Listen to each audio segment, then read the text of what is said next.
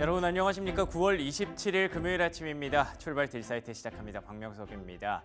간밤에 뉴욕 증시의 흐름들을 쭉 체크해보고 있는데 여러 가지 지표와 그리고 상품 선물 가격, 금리 이런 것들을 쭉 봐도 더할 나위가 없었다라는 표현 말고는 드릴 게 없습니다. 금리 인하 이후에 여러 가지 우려 섞인 시선들도 있었는데 그런 시선들이 언제 그랬냐는 듯 이제 기억도 안 나는 그런 상황으로 만들어주고 있는데요. 다시 한번 3대 지수가 일제히 동반 상승하면서 다우지수와 S&P 500 지수의 사상 최고가 랠리를 바로 이어갔습니다. 어제 하루 좀 쉬어가더니 오늘은 또 마이크론의 어떤 반도체 훈풍 그리고 중국 관련주들의 강세로 인해서 시장이 또 콧노래를 불렀습니다. 자, 그러면 뉴욕 증시 마감 상황들 얼마나 좋았길래 이런 얘기를 하는 건지 브리핑 뉴욕으로 한번 정리해 보도록 하겠습니다. 자, 3대 지수 보시는 것처럼 일제히 상승으로 마감을 했습니다. 다우지수는 현재 0.6% 상승으로 끝이 났고요. 나스닥은 0.58%, S&P 500 지수 0.4%. 어떤 쪽이 쏠림이 나타났거나 어떤 쪽이 급격하게 떨어졌거나 그런 게 없었습니다. 3대 지수 동반 상승세, 고른 상승세라는 표현이 맞겠네요. 강세 이어졌고요. 마이크론 테크놀로지가 역시나 14.7% 급등했습니다. 어제 시간 외에서 이미 이 정도 오르고 있었기 때문에 사실은 조금 아쉽죠. 왜냐하면 장 초반만 해도 18%까지 급등하는 모습이 있었거든요. 그래서 110달러, 절대주가 기준으로 110달러를 넘어갔었는데 상승폭을 조금은 반납하면서 마무리가 됐기 때문에 어떻게 보면 선반영도 있었고요. 조금 천천히 가자라는 제동도 있었을 것 같고요. 그렇지만 그럼에도 불구하고 반도체 혼자 했던 게 아니라는 것에서 저는 긍정적인 분위기를 더 찾고 싶습니다. 보시는 것처럼 핀더더, 알리바바 이런 종목들이 일제히 급등세를 보였고요. 13.5% 중국 이번엔 확실히 좀 다른 걸까요? 잠시 후에 체크해 보도록 하죠. 그리고 코인베이스가 급등했습니다. 비트코인 가격까지 같이 올라가면서 사실상 에브리띵 랠리 다 같이 올라가는 그런 흐름을 다시 한번 보고 있는데요. 참 진짜 순식간이네요. 8월과 9월 초반에 그 안 좋았던 분위기를 생각하면 그때는 정말 악몽 같았는데 어느덧 9월 말 10월 들어오니까 뭔가 연말에 조금 더 기대해볼까라는 기대감을 갖게 하는 그런 흐름으로 돌아왔습니다. 자, 그러면 이런 흐름들을 만들어낸 배경들 세 가지로 한번 나눠봤습니다. 첫 번째 체크 포인트는 언제나 그렇듯이 경제 지표부터 조금 재미없지만 그래도 한번 챙겨보도록 하겠습니다. 목요일이기 때문에 미국 시간으로는 목요일이었기 때문에 주간 실업수당 청구 건수가 발표가 됐습니다. 보시는 것처럼 추세가 점점 밑으로 내려가고 있죠. 지금은 이제 굿뉴스가 좋은 뉴스입니다. 주간 실업수당을 청구하는 사람들이 줄어들고 있다는 건 경기에 긍정적인 시그널이 되는 거고요. 보시는 것처럼 21만 8천 건이 나왔는데 시장 예상치가 22만 4천 건이었기 때문에 예상치도 하회하면서 하락 추세를 이어갔습니다. 그리고 내구재 주문 전월 대비해서 9.9% 급증했습니다. 예상보다도 훨씬 더 많이 올라갔기 때문에 경기 침체 우려? 이거 너무 오버했던 게 아니야? 라는 기후라고 볼 수 있는 그런 분위기를 만들어줬고요. 다음 장 넘겨주시면요. 이 외에 2분기 GDP 성장률도 확정치가 또 발표가 됐습니다. 보시는 것처럼 3%의 성장으로 마무리가 됐고요. 애틀랜타 연은의 GDP 성장률 전망치, 3분기 전망치도 여전히 3% 근처에서 유지가 되고 있었기 때문에 경기 침체라는 말을 이제 하는 것 자체가 조금 민망한 그런 흐름으로 만들어줬죠. 어찌됐든 경제지표상으로는 더할 나위 없이 좋은 그런 지표들이 3개가 연달아 발표가 됐기 때문에 간밤에 뉴욕 증시의 상승세를 뒷받침했다라고 보시면 될 것 같고요. 두 번째 체크포인트 넘어가 보겠습니다. 앞서 말씀드린 것처럼 중국 얘기를 좀 해보려고 합니다. 이번만큼은 정말 다를까요? 중국의 엄청난 경기 부양책이 나오면서 바주카포를 발사했다 이런 얘기도 드렸었는데 이 FXI라고 하는 중국의 라지캡 ETF죠. 그러니까 대형주들을 모아놓은 ETF인데 이게 30달러 선을 위쪽으로 돌파하면 중요한 기술적 기반을 마련하게 된다라는 말씀 드렸던 적이 있어요. 오늘 또 급등했습니다. 추가 급등하면서 어제 잠깐 좀 쉬었었죠. 그런데도 이거 여기서 끝날 것 같지는 않습니다라고 말씀드렸던 기억이 나는데 아니나 다를까 33달러 근처까지 올라오면서 진짜 이번엔 다르다고 봐야 되나라는 시선들이 생겨나기 시작했습니다. 기술적으로 보면 뭐 다르다고 얘기를 할 수는 있겠지만 시장 일각에서는 아니 근데 그 중국의 디플레이션이 지금 몇 년째인데 그게 이번에 하루아침에 이렇게 뒤바뀔 수 있겠느냐라는 시선도 작지 않게 잔존하고 있는 것이 사실인데요. 다음 장 넘겨주시면 그럼에도 불구하고 기대를 하는 이유, 중국이 이제 다음 주부터 긴 연휴에 들어가기 때문입니다. 10월 1일부터 10월 7일까지 국경절 연휴에 들어가게 되고요. 시진핑 주석을 비롯해서 중국 정부가 소비 진작을 위해서 굉장히 다양한 고민들을 하고 있다는 소식이 전해지고 있습니다. 뿐만 아니라 여기 보시면 핵심이 있어요. 리얼 에스테이트, 그러니까 중국에서 가장 중요한 건 부동산이 무너지고 있다는 게 문제였는데 그 부분들을 확실히 좀 잡겠다는 의지를 표현하고 있는 거죠. 그렇기 때문에 국경절 연휴가 지나면 우리가 어제 얘기했던 그러니까 통화정책만으로는 부족하다. 중국 정부의 강력한 재정정책이 필요하다라고 말씀드렸는데 정부의 의지가 나오고 있다는 점에서 국경절 연휴 지나가고 더 큰 게 올 수도 있지 않을까라는 기대감이 형성되고 있고요. 다음 장 넘겨주시면요. 이런 기대감을 뒷받침하는 상품 가격이 있습니다. 바로 구리 가격인데요. 보시는 것처럼 간밤에 3.5% 급등했습니다. 구리 가격 관련 기업들, 뭐 LS, 풍산, 이구산업 이런 종목들 최근에 트레이딩용으로 많이 주목하고 계실 텐데요. 오늘도 추가로 한번 활용해 보셔도 좋을 것 같고요. 가파른 상승세가 나타나고 있다는 것, 중국 경기 이번만큼은 다르다라는 기대감에 뒷받침을 해주는 재료가 되는 거죠. 자, 여기까지 중국 얘기 한번 해봤고요. 세 번째 체크 포인트 넘어가 보도록 하죠. 구리 가격이 보여서 제가 다른 그 어떤 상품 가격들, 지표들 한번 정리해 보면서 마무리를 하려고 합니다. 보시는 것처럼 10년물 국채금리 0.4% 추가 상승했습니다. 3.8까지 올라왔고요. 미국이 B컷을 그러니까 50bp 금리 인하를 단행했고 다다음 달에도 또 50bp 할 수 있다는 전망이 우세한데도 불구하고 왜 금리가 계속 올라가느냐? 이건 급격한 하락이 있었기 때문에 이런 것들을 어느 정도 선반영하기도 했고요. 그리고 올라가는 게 나쁜 게 아니죠. 지금은 좋은 뉴스, 경기가 좋다라는 그런 시그널이 나와서 금리를 밀어 올리는 게 시장에는 도움이 됩니다. 그렇기 때문에 B컷에도 불구하고 우려가 좀 과도했구나라는 시선이 오르는 거라서 이거 뭐 나쁜 게 아니라고 봐야 될 것 같고요. 다음 장 넘겨주시면 금리가 오르는데 의외로 또 떨어지고 있는 달러 인덱스는 또 어떤 해석이 필요할까요? 아시는 것처럼 중국이 그만큼 강력하게 대항마로 떠오르고 있다는 거죠. 위안화 강세가 나타나고 있다 보니까 달러는 오히려 약세 흐름을 보여주고 있고요. 달러가 약세로 돌아가는 게 사실 뭐 미국 입장에서는 뭐 그렇게 만족스럽지 않을 수도 있습니다만 그래도 안전자산이 조금 완화가 된다는 점, 그리고 위험자산 쪽으로 이동할 수 있다는 점에서 위안화 그리고 원화로 거래하는 국내 시장에는 나쁠 게 없습니다. 그렇기 때문에 미국의 경기는 괜찮고 미국의 달러와의 강세 압력은 잦아들고 이것도 증시에 크게 나쁠 게 없었던 그런 재료가 되는 거죠. 다음 장 넘겨주시면요. 계속해서 추가로 봐야 되는 지표 중에 하나가 금값입니다. 이게 사실은 살짝 좀 걸리죠. 연일 사상 최고가 랠리, 이건 또 최근에 또 가파르게 급등세가 진행되고 있기 때문에 미리 사두신 분들은 축하를 드려야 될 것 같아요. 근데 사상 최고가 행진 랠리를 달리다 보니까 금이 안전자산의 최고봉이잖아요. 그런데 안전자산의 가장 대장이 이렇게까지 올라간다?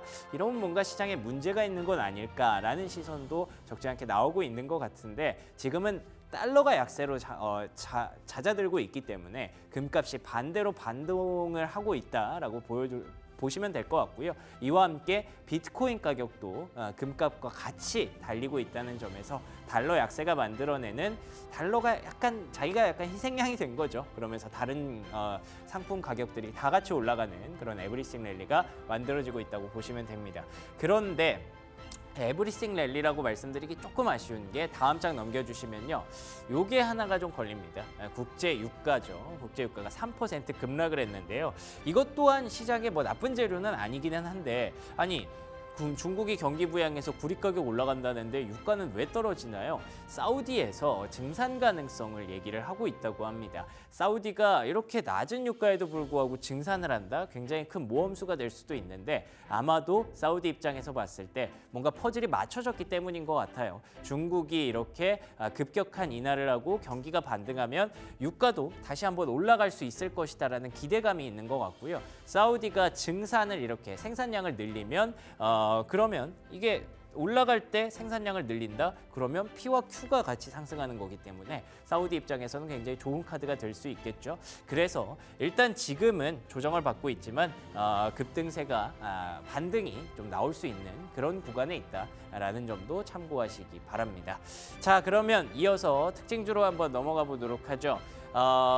핀비즈 맵부터 한번 확인해 보도록 하겠습니다. 크게 두 가지로 얘기를 드릴 수가 있을 것 같아요. 첫 번째, 반도체와 IT 이 흐름이 그대로 나타났고요. 마이크론 테크놀로지의 덕을 많이 봤다고 볼 수가 있겠습니다. 그리고 중국 관련 수혜가 기대되는 소비 섹터 강한 흐름 보여주고 있죠. 그리고 또 아래쪽에 이제 소재, 산업재 이런 쪽이 같이 올라오고 있다는 것도 중국의 경기에 대한 기대감입니다. 반면에 유가 관련주들이 좀 빠졌어요. 말씀드린 것처럼 국제 유가가 급락을 하면서 유가 관련주들이 하락했는데 여기서 두드러지지는 않지만 유가 빠지고 경기 살아난다? 그러면 1등은 항공주거든요. 사우스웨스트 항공이 3분기 매출 전망치를 가이던스를 상향하면서 항공주가 일제히 급등했던 것도 특징이라고 보시면 될 것 같습니다. 자, 그러면 뉴스들 하나씩 챙겨볼까요? 첫 번째 특징주로는요.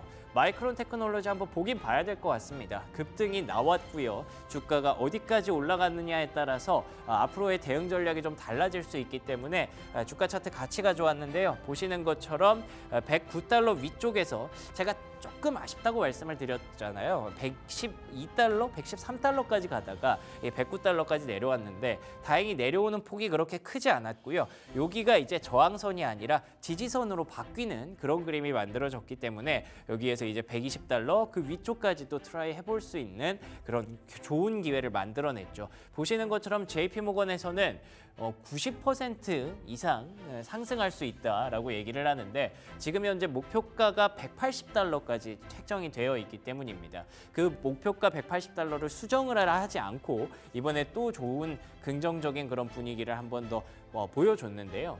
호실적이 나오면서 EPS가 상향 조정됐고 그리고 주가의 조정이 깊었기 때문에 우리가 지금 목표가를 수정할 이유가 없다. 180달러를 유지한다라는 입장이고요. 그리고 HBM 시장에서 마이크론이 갖고 있는 파이가 크지는 않잖아요. 그런데 그쪽에 전력 투구를 하겠다라고 밝혔던 게 굉장히 좀 고무적이다라는 평가를 내렸습니다. 그런데 바클레이스에서는 아직까지 메모리 반도체, 특히 낸드 쪽에서 이제 긍정적인 시그널이 아직은 보이지 않고 있기 때문에 판단을 좀 유보하는 것도 있었어서 HBM은 좋아도 메모리 반도체가 혹시 또 문제를 일으키면 그러면 또 시장이 또 어떻게 될지 모르기 때문에 어찌됐든 좋은 기회를 잡았으나 우려되는 시선이 없는 건 아니다라는 점 참고하시면 좋을 것 같습니다. 자, 두 번째 특징주로 하나 넘어가 볼게요. 두 번째 뉴스 하나 보시면 될 것 같은데요. 알파벳에서 데이터 센터 추가 두 곳을 확보하기 위해서 33억 달러를 투자한다고 합니다. 구글이 뭐 계속해서 AI 경쟁을 이어가는 거고요. 보시는 것처럼 주가의 흐름이 뭐 다른 종목들에 비해서 그렇게 강하지는 않지만 그래도 계속 싸움을 지속하고 있다고 봐야겠죠. 이런 종목들이 또 처져 있다가 뉴스를 발표하고 반등하는 경우도 있기 때문에 구글 같은 기업도 메타, 엔비디아의 뒤를 이어갈 수 있을지 한번 기대해 보도록 하겠고요. 이 뉴스는 아무래도 AI 여전히 투자는 지속되고 있다. AI 캐펙스 무너지지 않았다라는 부분을 말씀드리고 싶어서 가져와 봤습니다. 자, 마지막 특징주로 하나만 넘어가 볼게요. 조금 아쉽지만 코스트코 실적 발표 이후에 시간외에서 1% 정도 밀리고 있습니다. 매출과 EPS 중에서 EPS는 시장의 예상치 예상치를 넘었는데 매출액이 시장의 예상치를 하회하고 말았습니다. 조금 아쉬운 부분이기는 합니다만 코스트코 그동안 너무 좋았거든요. 그렇기 때문에 매출 조금 떨어졌다고 해서 시간외에서 1% 빠지는 거 뭐 크게 문제가 될 수는 없겠죠. 그렇기 때문에 앞으로 경기가 어찌됐든 그렇게 좋다고는 말할 수 없는 구간에서 코스트코가 갖고 있는 장점들이 분명히 어필이 되고 있으니까요. 조정 나왔을 때 한번 또 관심 있게 보시는 것도 필요할 것 같습니다. 여기까지 브리핑 뉴욕이었고요. 잠시 후에 프리미엄 미국 주식으로 이어가겠습니다.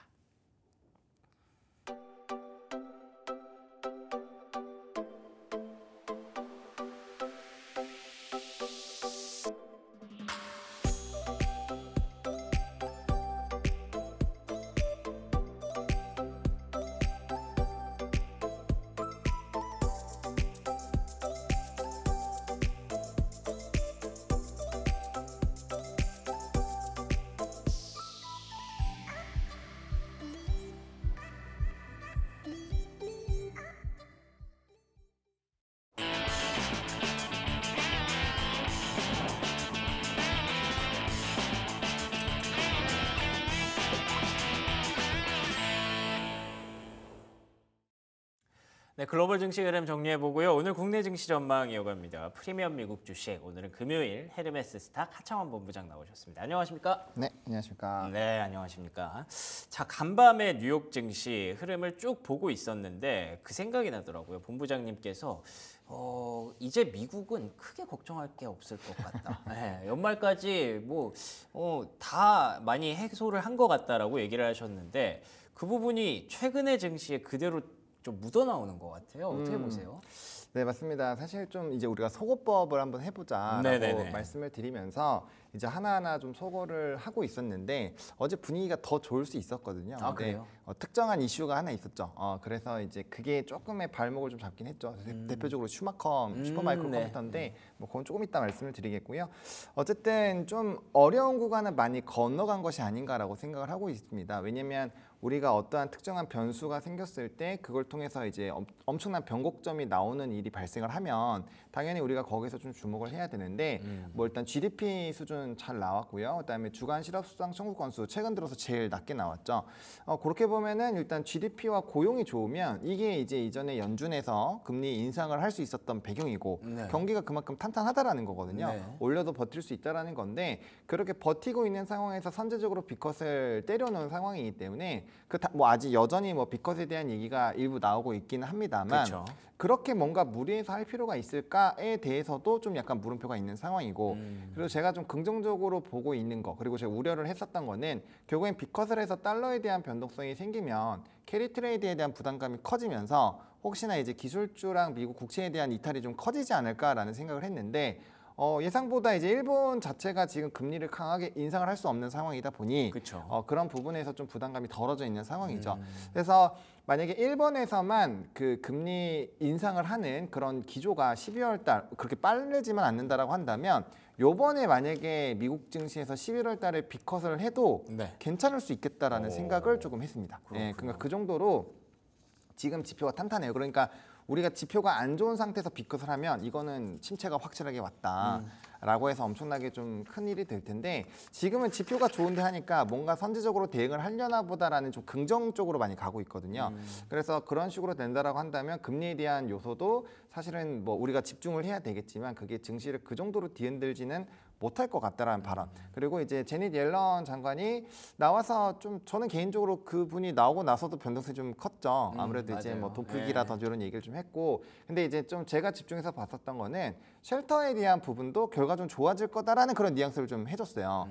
그러면 우리가 물가지표에서 마지막 최후의 보루로 버티고 있는 쪽이 쉘터인데, 그렇죠. 쉘터만 꺾이면 물가지표는 이제 그냥 꺾인다라고 보면 확실하게 꺾인다고 보면 되거든요. 그러게요. 네, 그래서 그런 부분에서 일부 좀 좋은 얘기가 나온 거는 뭐 나쁘지가 않았던 것 같고요. 뭐 내구재라든지 기타 이제 지표도 뭐 나쁘지가 않은 상황이었기 때문에 지금 이런 상황에서 정말 어제 이제 반도체가 훈풍일 때 슈머컴처럼 뭔가 이제 뻥 하는 그런 그런 얘기만 안 나온다라고 한다면 예. 뭐 무난하게 흘러가지 않을까라고 생각하고 있습니다. 아, 좋습니다.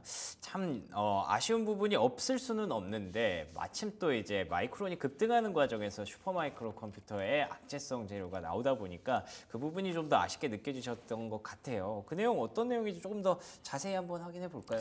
네, 아무래도 이제 그 딱 제닛 옐런 장관이 얘기를 끝나고 나서 갑자기 슈퍼마이크로 컴퓨터와 네. 반도체 지수가 막 쭉쭉 빠지는 거여서 무슨 일인가 봤더니만 네. 슈퍼마이크로 컴퓨터가 잠깐 정지를 받았었거든요. 아직 서킷도 발동해가지고 이제 그 얘기가 있었습니다. 이제 회계 조작 이슈가 다시 불거졌는데 사실 이게 처음 있는 얘기는 아니에요. 그러게요. 네, 그래서 이것 때문에 원래 슈마컴이 주가가 좀 빠졌었던 상황인데 이게 한번 다시 재부각된 거, 또 법무부에서 조사를 착수한다, 또 이런 얘기가 돌다 보니까 이게 처음에는 카더라 통신으로 돌았거든요. 그러니까 이제 다 이제 겁을 먹고 이거 아닌가 보다.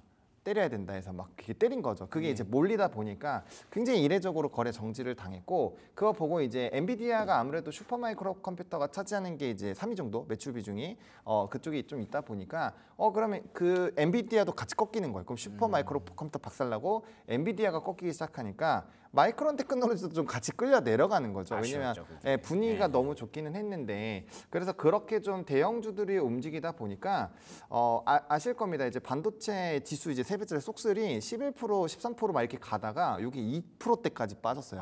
그러니까 그 정도로 반도체 지수가 박살이 났었다가 다시 이제 좀 만회를 하긴 했는데 어쨌든 그런 부분들이 조금 더 상승력을 키울 수 있었던 그런 상황에서 좀 방해 요인이 된 것이 아닌가라고 보고 있는 상황이고요. 사실 굉장히 좀 중요한 날이긴 했거든요. 왜냐면 우리가 이제 대의장, 우리 프리장에서 이미 이제 그 우리 마이크론 테크놀로지의 주가가 상당히 많이 올라가고 있었고 그쵸. 그런 것들을 좀 반영을 해놓은 상황이기 때문에 본장에서 어느 정도의 가격대를 유지하지 못하면 오늘 좀 토해낼 수도 있거든요. 물론 다행스럽게도 야간 선물이 좀 급등을 하긴 했습니다. 0.8%. 물론 이제 그 파월이라든지 뭐 장관이라든지 나오기 전에는 1.3%까지 올라가서 확실하게 오늘도 좀 좋은 상황이 만들어질 수 있었던 그런 상황이었는데 좀 아쉽게도 그 이슈가 조금 발목을 일부 잡은 것이 아닌가라고 보고 있고 또 웰스파고부터 시작해서 또 각각의 요소들에서 아까 이제 말씀해주신 것처럼 항공 쪽에서도 좀 긍정적인 얘기가 돌았고 그런 것들로 좀 수급이 뺏긴 것도 일부 있었거든요. 그래서 이제 그 부분에 더해 또 이슈가 있었고 무엇보다 오늘 좀 집중해서 보셔야 되는 거는 중국 관련주, 알리바바, 그렇죠. 그다음에 뭐 프리포트 맥노란 이런 쪽이 엄청나게 급등을 했습니다. 맞아요. 그러면 이틀 전에 이제 지준율 우리가 지준율 인하로 해서 급등이 나왔을 때처럼 비슷한 상황이 발생을 할 수가 있거든요. 그래서 그런 쪽으로도 좀 수급이 뺏겼기 때문에 반도체는 좀 저는 굉장히 많이 좀 억울한 상황이지 않나. 왜냐하면 드디어 좋은 이슈가 발생을 했는데 하필이면 FOMC 그 위원들의 발언들 그리고 이제 장관의 발언 그리고 또 슈마컴이 좀 잠잠하다가 갑자기 또 그 이슈가 터져버리는 바람에 조금은 아쉬운 그런 흐름으로 지나갔다라고 보시면 될 것 같습니다. 좋습니다. 그러면 하나씩 조금 더 자세하게 체크를 해보죠. 일단은 지표가 3개나 나왔기 때문에 지표 간단히 보면 뭐 나쁠 건 없었죠. 지표 쪽에서는. 그렇죠. 일단 가장 먼저가 좀 중요했었던 게 이제 실업과 이제 GDP였는데 저는 사실 이제 실업은 그렇게까지 크게 변동이 나올 거라고 생각을 하진 않았습니다. 왜냐하면 매주 이제 체크를 하는 지표지만 이게 23만일 때가 있고 25만으로 갈 때가 있고 21만으로 갈 때가 있거든요. 근데 기준점은 22만 한 8천에서 23만 5천 사이입니다. 그 밴드에서 어느 방향으로 많이 치중이 되어 있느냐에 따라서 지금 고용이 좀 괜찮아지고 있구나 아니면 고용이 좀 위험한가? 약간 이런 식으로 이제 저는 측정을 하고 있는데 21만 건대로 나왔기 때문에 뭐 고용 자체는 뭐 굉장히 좀 좋을 수밖에 없는 상황. 그리고 이전에 나왔을 때 21만 9천 건이었는데 요번에 21만 8천 건으로 1,000명이 더 줄었거든요. 근데 아시겠지만 신규 수당 청구 건수에서는 이 1,000명, 2,000명 차이를 굉장히 예민하게 봅니다. 그리고 앞자리 수가 굉장히 좀 중요하거든요. 그쵸. 그래서 21만 대가 나왔다. 우리 25만 대 나왔을 때 엄청 막 경기 패닉 나올 것처럼 해석을 해버렸었잖아요. 그러다 보니까 21만 대는 뭐 상당히 나쁘지 않다라고 보고 있고 어쨌든 GDP를 저는 제일 중요하게 봤는데 예. 그게 이제 예상치대로 3.0이 나왔습니다. 그러면 우리가 경기가 침체가 되려면 성장률이 확실하게 꺾인다거나 아니면 이제 GDP의 절대적인 그 퍼센테이지 자체가 마이너스로 간다거나 그래야죠. 예, 그렇게 돼야 되는데 오히려 이번 수치는 1분기 때보다 좋아졌거든요. 그러게요. 이전 수치가 1.99, 이번에 3.0이니까 그리고 최근에 애틀랜타 GDP 나우에서도 수치가 그렇게 막 나쁘지는 않아요. 그러다 보니까 이게 이제 GDP가 그렇게까지 많이 꺾일까라는 부분에서 좀 물음표가 일부 있는 거죠. 그럼 이제 앞서 말씀드렸던 것처럼 우리가 연준이 왜 도대체 고용과 이 GDP를 기반으로 금리 인상을 단행을 했는가라는 거를 한번 생각을 해보면 확실하게 이쪽이 괜찮다라는 거는 올려도 버틸 수 있다라는 얘기거든요. 그쵸. 예, 그렇기 때문에 이러한 지표들이 뭐 일단 상당히 좀 긍정적으로 나왔다라고 보시면 될 것 같고요. 예. 또 이제 상무부에서 올해 1분기 성장률도 높였고, 그래서 좀 긍정적인 데이터들이 좀 상당히 많이 나왔기 때문에 좀 문제가 없을 것 같고 또 이제 그래도 옐런 재무장관이 연착륙을 보여주고 있다. 또 이런 얘기들도 해줬기 때문에 뭐 그런 부분에서는 좀 무난무난하게 넘어간 것이 아닌가 정도로 생각을 하고 있습니다. 알겠습니다. 저희가 근데 그 파월 의장의 연설이 있었던 걸로 알고 있는데 네. 뉴스를 찾아보니까 뭐 별 얘기가 없더라고요. 그래서 네. 좀 봐야 되는지 궁금한데 뭐 어떤 얘기를 했나요? 그 진짜 별리가 없었어요. 아, 그쵸. 예. 네, 저는 이게 봤는데 네. 실시간으로 이제 그거 또 패드 또 유튜브가 있어요. 예. 거기에 2분 한 30초 이렇게 또 짧게 나오는 게 있는데 네. 보시면 진짜 뭐 없습니다. 그래서 기존에 있었던 거랑 차이가 별로 없기 때문에 파월이 왔다 갔는지도 모를 정도로 그 증시가 별로 변동이 없었고요. 그렇죠. 이제 제닛 옐런 장관이 왔다가 갔을 때 한 번, 그다음에 슈퍼 마이크로 컴퓨터가 터졌을 때 한 번, 이렇게 두 개가 단기적으로 연쇄적으로 하면서 이 반도체 이제 분봉 보시면은 그렇게 됐을 때 한 번씩 이게 출렁거림이 되어서 내려갔다가 후반부로 오면서 이제 장 초반 수준까지 올라갔다가 다시 좀 눌리는 그런 식으로 좀 마무리가 됐습니다. 그래서 어떻게 보면 약간 갈매기 차트라고 하는데 네네. 위에서 쭉 빠졌다가 네. 한번 이렇게 날개짓 타고 다시 올라왔다가 다시 조금 빠진 약간 이런 느낌이거든요. 그래서 그렇게 이제 이 그 두 가지가 어쨌든 가장 크게 좀 영향을 준 것이 아닌가 생각하고 있습니다. 그럼 그 중간에 빠지지 않았으면 갈매기가 만들어진 게 아니라 날개 펴고 계속 올라갈 수도 있었다고 보시는 거군요. 네, 저는 개인적으로 그렇게 보고 있어요. 왜냐하면 사실 아시겠지만 이 실적 발표가 나오고 예상치보다 와라고 나왔을 때는 그쵸. 크게 방해만 없으면 미국 장이 진짜 쭉쭉 올라가거든요. 네. 그렇기 때문에 우리나라 장이 열렸었던 그런 이제 프리장에서 막 19%, 20% 그러니까 전일 종가랑 포함해서 한 20%까지도 상승력이 나왔어요. 그러면 이거는 본장에서 완전 달리겠다라고 마음 먹고 있었던 거거든요.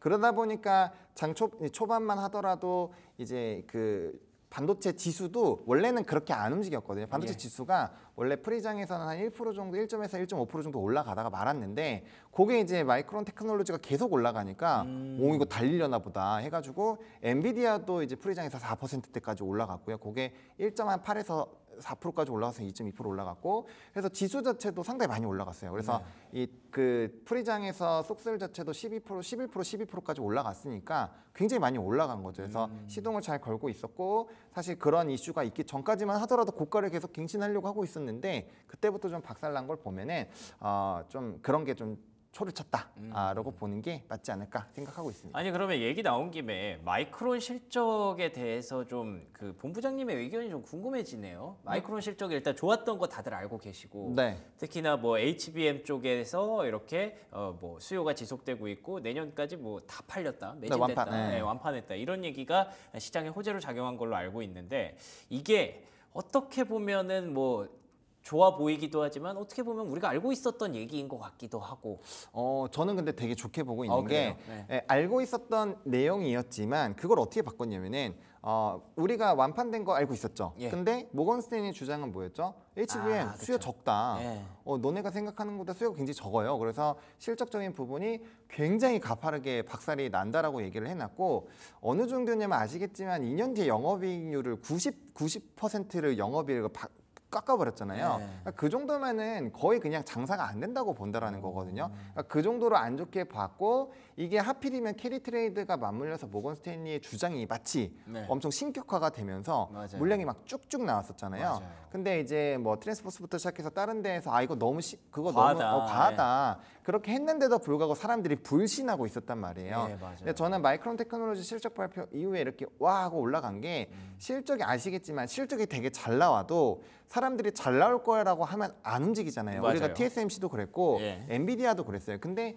이 마이크론 테크놀로지가 이렇게 크게 올라갈 수 있었던 거는 정말 그런 거에 좀 약간 가스라이팅을 당했다라고 표현을 해야 될 정도로 사람들이 관심이 없었고 당연히 안 나오겠지로 생각을 했었던 것 같아요. 예. 근데 매출, EPS 뭐 다 잘 나오니까 뭐야 이거 왜 이렇게 잘 나왔어? 맞아요. 그리고 이제 PDF를 이제 배포를 했는데 그 내용 보시면은 이거 뭐 디램이나 레거시 쪽도 수요가 견조하다고? 안 좋다고 했는데 약간 이런 물음표. HBM 완판. 뭐야 이거 뭐 완판 맞아 우리 완판이었지. 근데 이게 진짜 가스라이팅 같은 게 네. 저 아직도 약간 이거 맞나? 모건스탠이 그렇잖아요. 분명히 이렇게 말했는데 이거 내가 그대로 받아들여도 되는 건가? 이런 생각 진짜 들어요. 네, 근데 제가 그래서 이전에 어떤 말씀을 드렸냐면은 우리가 자꾸 이전에 실적 발표 나왔던 기업들의 가이던스 그리고 실적을 자꾸 까먹게 된다. 근데 맞아요. 잘 한번 생각을 해보시면은 요번에 마이크론의 가이던스가 되게 좋게 나온 것도 사실이에요. 컨센서스 대비 뭐 EPS부터 해서 다 높았잖아요. 그것도 너무 좋은 상황인데 엔비디아도 그랬고요. 주요 종목군들은 다 TSMC 같은 경우는 캐파까지 늘린다고 해놨어요. 예. 그러니까 그 정도로 사실 전망치가 좋고 제가 그런 얘기 드렸잖아요. 캐펙스 투자는 예.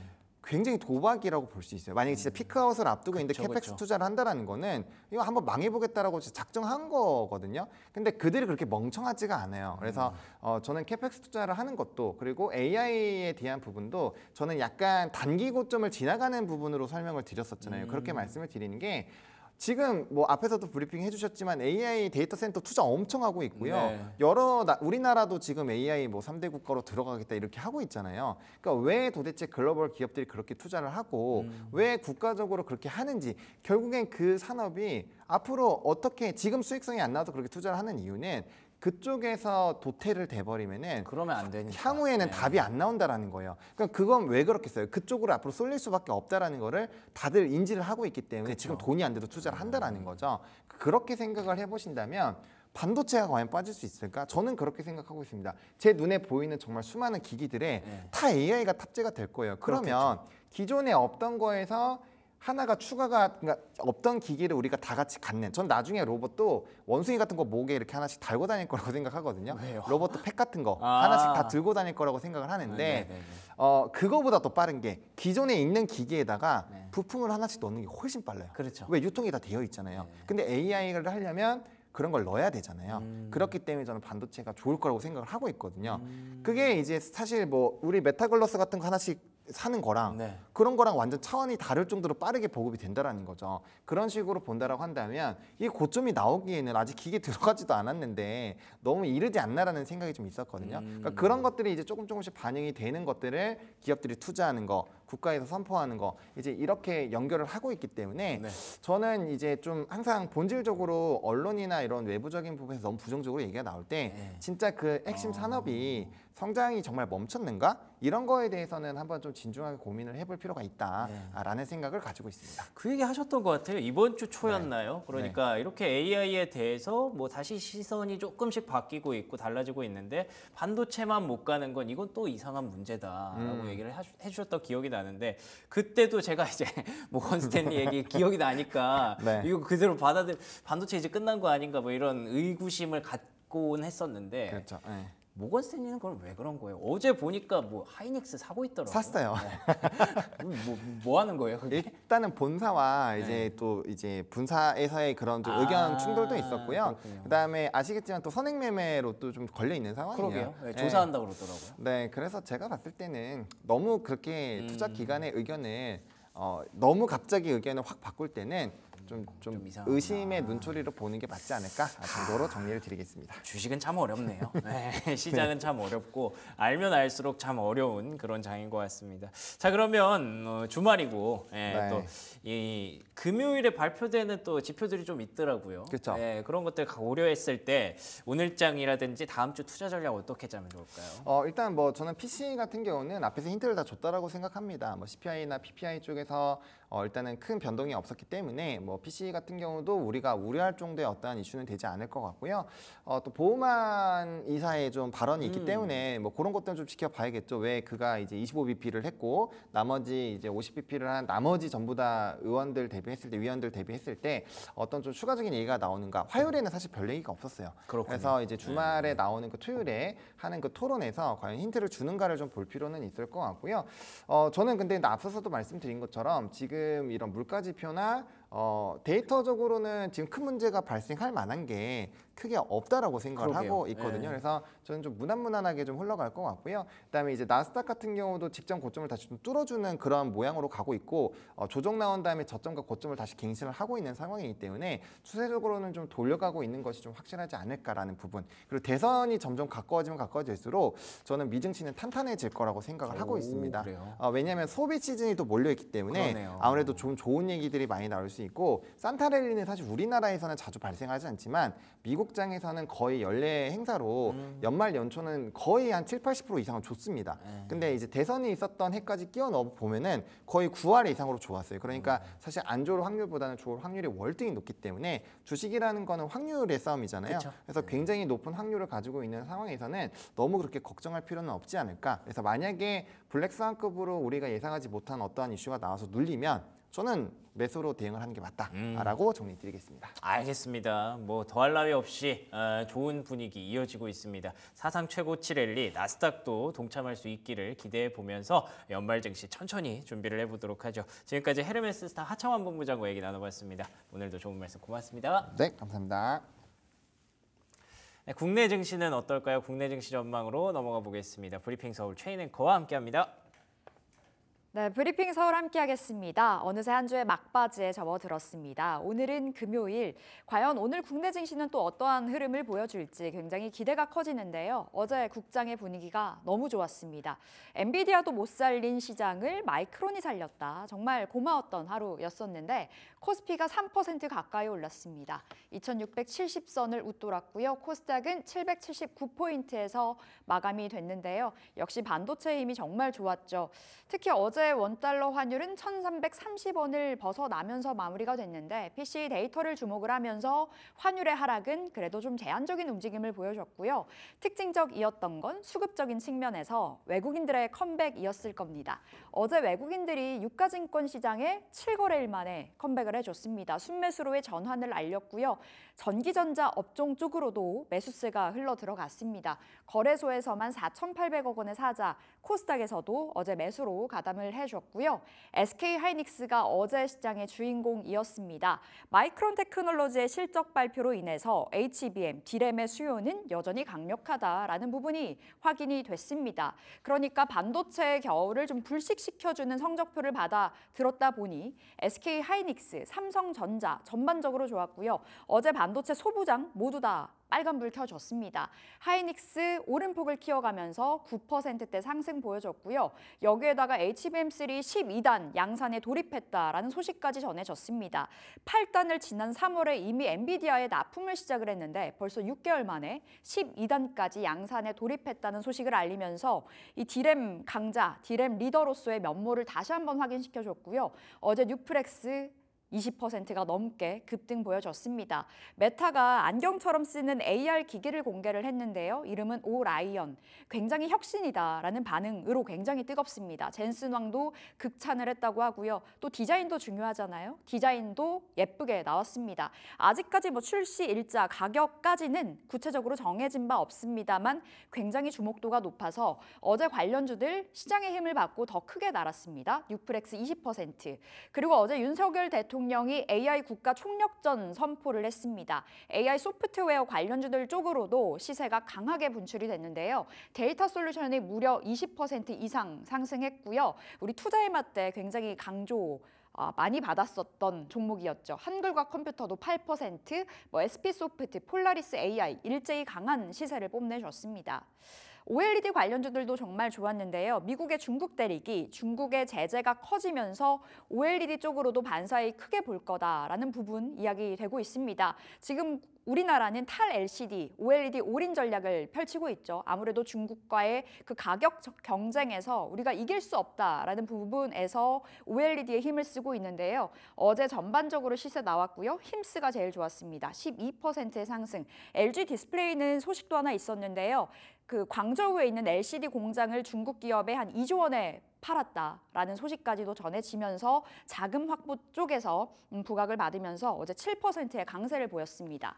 자, 어제 엔터주도 좋았습니다. 최근 엔터주가 상승을 보여주고 있는데 밸류업 코리아 지수가 공개가 되고 나서 밸류업에 대한 기대감 그리고 정말 더 내려갈 곳 없다라는 부분이겠죠. 저가 매수, 앞으로의 성장이 기대된다라는 증권사들의 분석도 있었고요. SM 7% 그리고 YG 엔터테인먼트까지 어제 골고루 온기가 퍼졌던 하루였습니다. 자, 다음 보실게요. 현대차 쪽으로 계속해서 호재가 나오고 있습니다. 어제 현대차도 주가의 반응이 나왔죠. 빨간불 켜줬었는데요. 일단 9월 24일자로 인도 규제 당국이 현대차 인도법인 IPO를 승인했습니다. 그러니까 빠르면 10월에 인도에 상장을 하게 되는데요. 상장을 하게 됐을 때 현대차가 받게 되는 그 금액 가치로는 한 우리나라 돈으로 4조 1천억 원 정도가 이야기되고 있습니다. 어마어마한 돈이죠. 지금 이미 인도에서 점유율이 굉장히 높아요. 마루티 스즈키 다음으로 2위가 현대자동차인데 앞으로 그 판매량은 더 가팔라질 거다라는 게 증권사들의 목소리이고요. 현대차가 인도로의 진출 기대감 계속해서 안고 있고요. 얼마 전에는 GM과 손을 잡았습니다. 승용차 같이 개발하고 공급망 같이 관리하고 그리고 친환경 기술 같이 개발한다라는 게 골자인데요. 앞으로 GM과의 시너지 효과에 대해서도 좀 기대를 해볼 수 있는 대목인 것 같고요. 자, 인베스터데이 8월자로 나왔었죠. CEO 인베스트데이에서 자율주행 파운드리 사업을 신사업으로 채택했다라는 어마어마한 이야기가 한 차례 나온 바 있었습니다. 구글의 자회사죠. 웨이모와 지금 미국에서 3차례 이상 만나서 로보택시 위탁 생산에 대해서 논의하고 있다라는 소식도 전해지고 있습니다.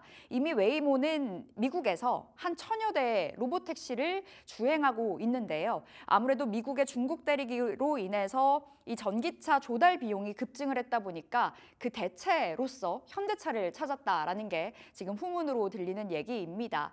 아무래도 로보택시 관련해서도 계속해서 모멘텀이 나올 듯합니다. 10월 10일에 이제 테슬라의 로보택시 공개일로 못 박혀 있는 상황이잖아요. 어제 자율주행 관련주들이 힘이 굉장히 좋았습니다. 여기 관련주 모아보기 보시면서 그 관련주 체크해 보시면 되겠고요. 어제 전해진 소식도 있었죠. 현대차 기아가 에코프로 BM, 현대제철과 손을 잡고 LFP 배터리 양극재 기술 개발 나서겠다라는 건데요. 양극재는 리튬과 전구체를 합쳐서 만드는데 이 양극재의 원가 70% 정도가 전구체에서 나옵니다. 굉장히 비싼 부분이죠. 그리고 중국에서의 의존도가 굉장히 높아서 우리가 개발하겠다. 그런데 전구체 없이 무전구체 양극재 기술 개발 시작했다라는 소식 산업통상자원부에서 지원해서 앞으로 4년간 진행한다 그러고요. 현대제철과 기술 개발에서 에코프로 BM이 생산하는 것까지 지금 이야기가 되고 있습니다. 자, 살펴볼게요. 다음으로는 제약바이오 쪽인데요. 미국 생물보안법 오보 소동이 한 차례 있었죠.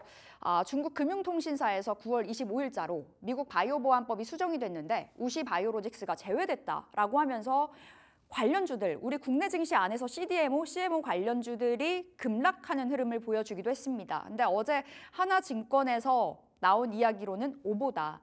그 반영된 이야기가요. 9월 23일자로 S3558이라는 그 법안이 수정이 됐었는데 여기서 이제 제재 대상이 있었습니다. BGI, MGI, 컴플리트 제노믹스, 우시 앱텍. 그러니까 우시 바이오로직스가 제외가 됐었다는 거죠. 그런데 이 제재 그 규제에는 그 부분이 명시가 되어 있습니다. 관계사 그리고 뭐 자회사는 똑같이 계약을 금지한다라는 부분이어서요. 우시 앱텍의 관계사가 우시 바이오로직스로 알려져 있기 때문에 역시 오보가 맞다라는 부분에 어제 리포트가 한 차례 나왔습니다.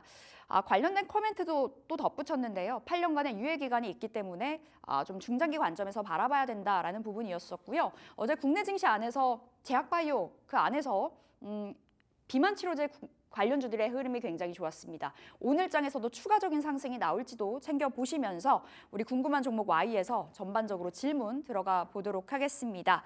자, 이제 금요일장 준비를 해봐야 되겠죠? IS의 김태성 본부장 함께하겠습니다. 어서 오세요. 네, 안녕하세요. 네, 본부장님. 네. 시원하게 걸어 들어오셨는데요. 네. 오늘 장 좀 기대가 됩니다. 간밤에 뉴욕 증시가 또 한 번 날아올랐더라고요. 그렇죠. 네. 첫 번째 키워드부터 살펴볼까요? 오늘 첫 번째로는 자동차, 완성차 이야기 해보려고 합니다. 현대차 쪽으로 계속해서 호재성 이슈가 나오더라고요. 일단 어제는 LFP 배터리 신기술 확보에 힘을 쓰겠다라는 부분이었었는데 이거 어떻게 봐야 될까요? 사실 LFP 배터리를 신기술이라고 하는 단어로 포장하기에는 굉장히 오래된 기술이 아닌가라는 생각이 듭니다. 우리는 사실 LFP 배터리보다 조금 더 나은 어떤 효율성을 가지고 있는 MCM, 그러니까 3원계 배터리에 조금 더 특화되어 있는 기업들이 많았죠.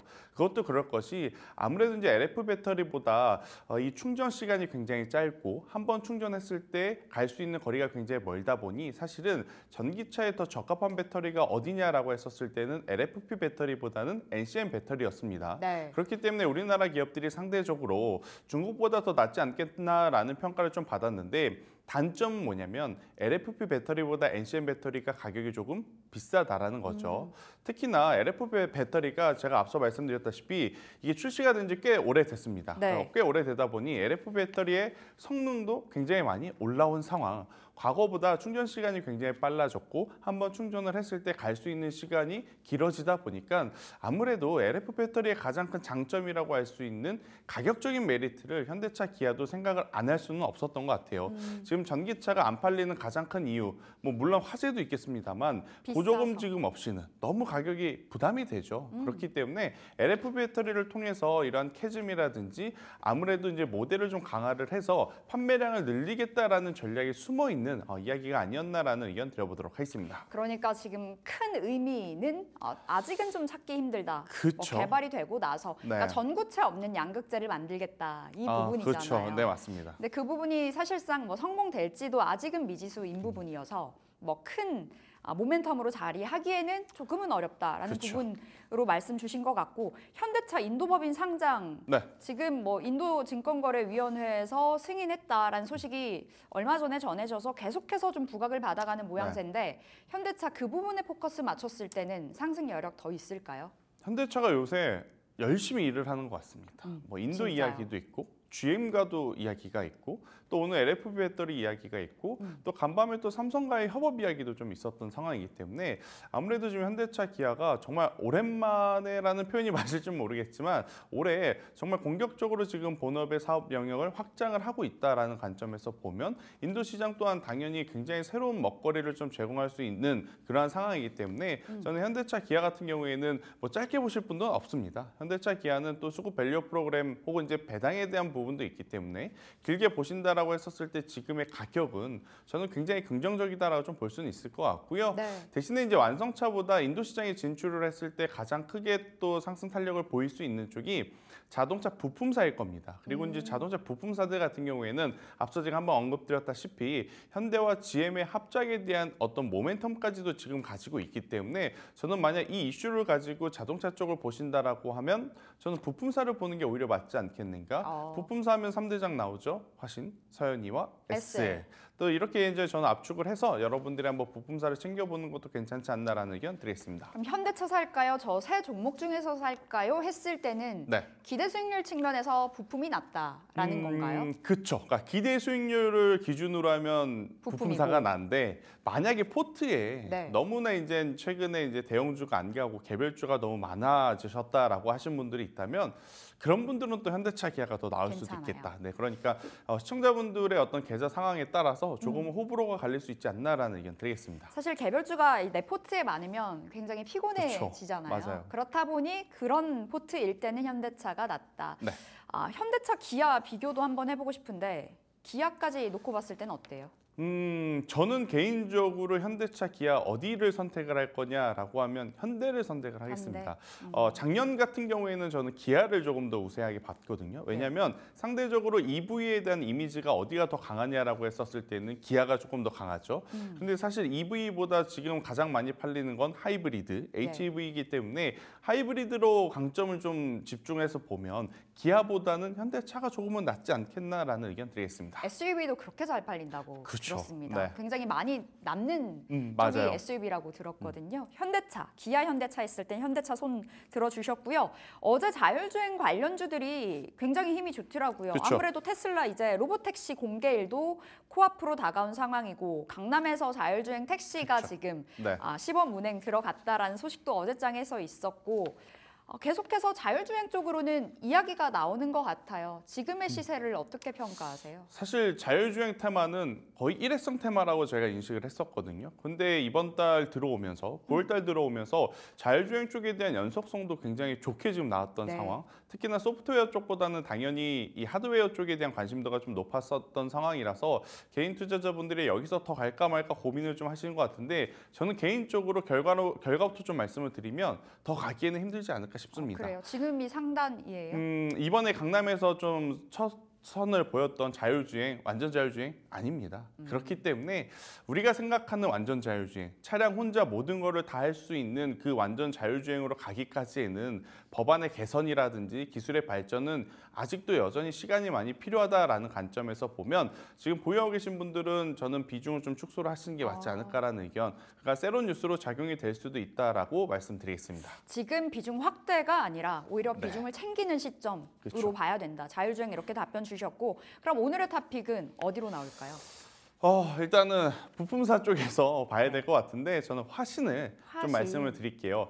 사실 이제 화신 같은 경우에는 인도 시장 하면 가장 탑티어로 지금 떠오를 수밖에 없는 게 인도 매출의 비중이 가장 큰 부품사가 화신이기 화신. 때문이다라고 좀 볼 수 있을 것 같고 사실 이제 최근 이 거래일 동안 온탕 냉탕이 왔다 갔다 지금 거린 기업입니다. 네. 일단 그제만 하더라도 갭상승 이후에 음봉이 좀 길게 달렸던 하지만 어제는 또 그 갭 음봉을 모두 메꾸는 양봉이 나오는 그런 흐름이 지금 출발이 되는 상황이기 때문에 저는 화신을 여러분들이 보시는 게 좋을 것 같고요. 하단에 7,500원이라는 가격, 이 가격만 이탈하지 않는다라고 하면 저는 조금 더 올라갈 가능성이 높다. 워낙 지금 위치상 낮은 위치에서 출발을 하고 있기 때문에요. 부담 없이 여러분들이 보시는 게 맞을 것 같습니다. 그리고 만약 상승을 했을 시에는 1차적으로는 10,000원이라고 하는 가격대를 이제 어떤 거래량을 가지고 돌파하냐가 중요할 것 같고 최종적으로는 저는 13,000원까지의 목표를 한번 잡아보자는 의견 드리겠습니다. 그럼 10,000원, 13,000원 그렇죠. 이렇게 가져가 보면서 화신 대응해 보겠습니다. 자, 이어서 제약바이오 넘어가 볼게요.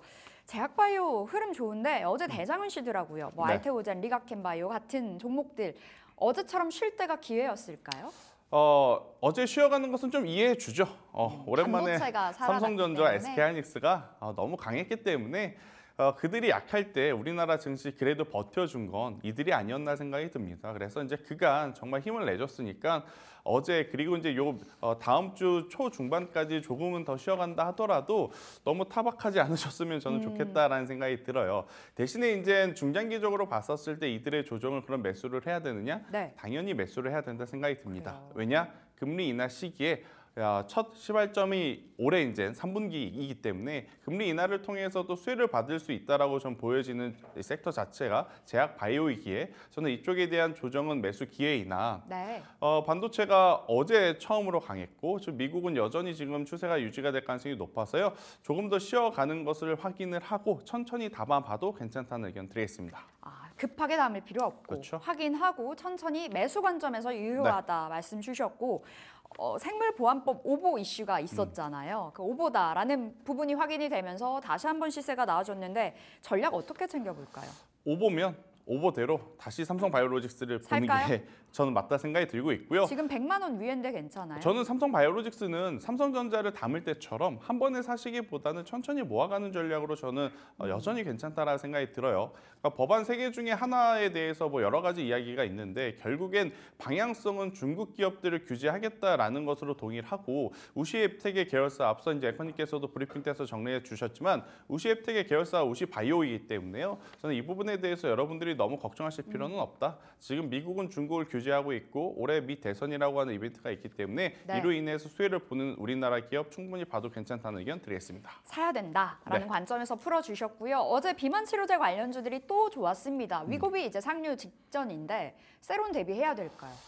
우리나라 국장의 패턴을 놓고 생각을 해보면 세론을 아무래도 고민을 해봐야 될 것 같아요. 사실 비만 치료제 관련해서 펩트론 어제 그렇게 급반등 나오지 않았으면 기술적으로도 굉장히 불편했을 법한 상황이었거든요. 그래요? 그제 이제 조정의 폭이 너무 깊었기 때문에 네. 더욱 이제 위고비라든지 마운자로 이제 이 제품들이 하나 둘씩 우리나라에 연착륙을 지금 하고 있는 상황이라서요.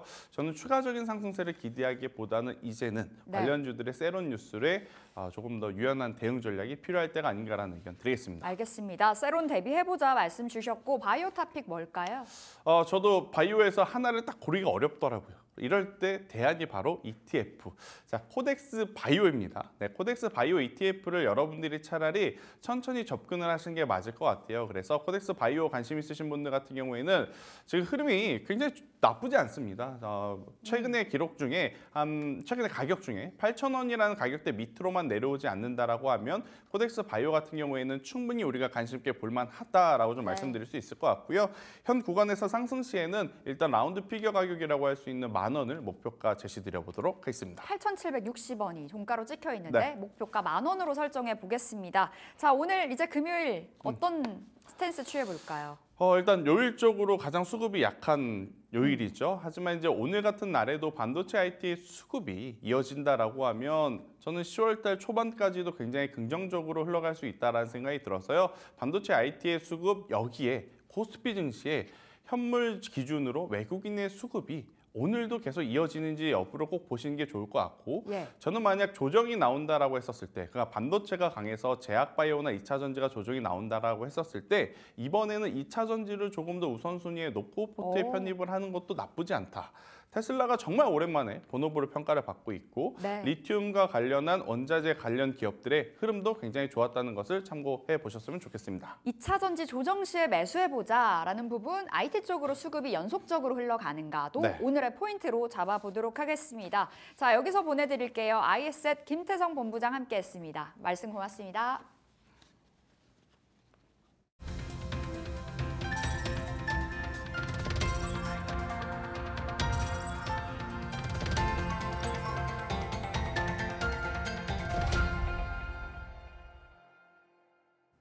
오늘장 3픽 이어갑니다. 오늘은 금요일이고요. 금요일에 함께하는 헤르메스 스탁 김시은 팀장 모셔보겠습니다. 팀장님 안녕하세요.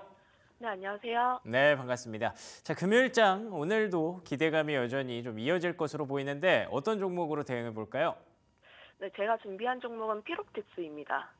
오늘 준비하신 종목은 필옵틱스. 이 종목이 굉장히 탄력이 좀 강할 때가 있죠. 유리기판 관련된 종목이고 이 이슈가 나올 때마다 또 강한 모습 보여주는데 어떤 배경에서 오늘 픽해 주셨을까요?